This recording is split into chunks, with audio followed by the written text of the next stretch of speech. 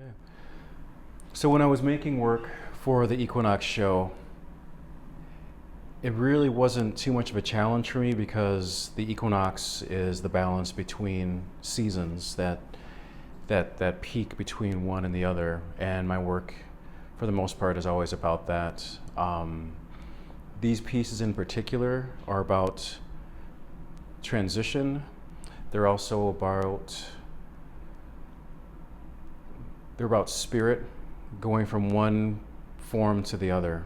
So the Ghost of the Diaspora being the title, the idea is we all are all in diaspora, but myself in particular, being African American, the diaspora is we have been taken from our land and left in a land that's not ours.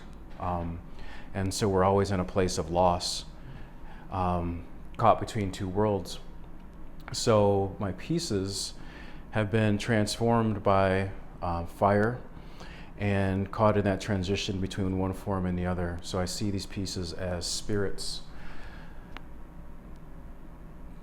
as individuals, and as sort of a collective spirit moving between worlds. So that's the idea, the concept behind them. The work itself was done by taking a trunk of a cypress tree and then hitting it with a propane torch after I carved it. So what I would do is I would do a bit of carving, some carving with an angle grinder, and I would take out and carve a basic form and let the knots and the holes and the grain of the wood sort of dictate what form came out. Each one has its own sort of energy to it. And once I started finding that form, the form would sort of speak to me. And then I would move deeper, carve pieces out, and they would find this lyrical quality that it wanted to be, and the piece would just sort of come out. Once I got the basic form, I would hit it with a propane torch and start aggressively burning the piece. I would burn the piece, blacken it till it's completely charred, and then take a steel brush and then brush areas out. So I'm carving into it, I'm burning, but then I'm also softening and carving with the wire brush to bring out the form.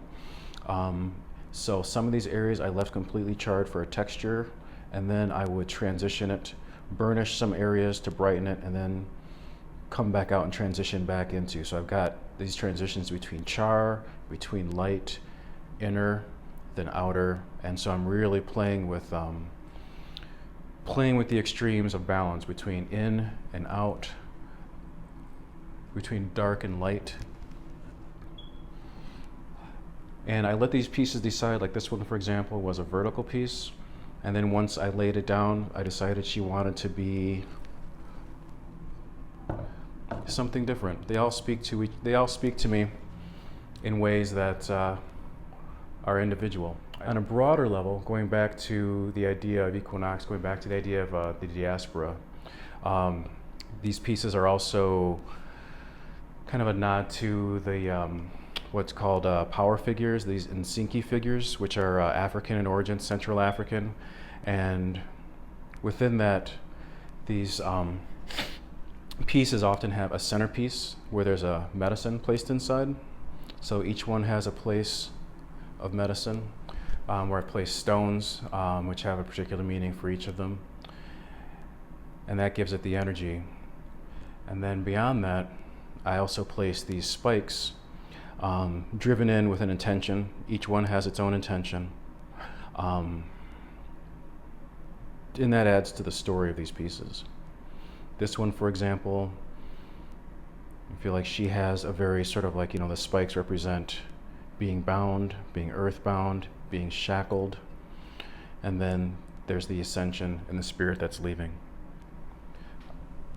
This one, had a very feminine sort of form, and so she has the idea between the spikes is pain, the spikes is sort of like grounded, then also they also make a crown as well. So also relating to transitions from one point of spirit to the other.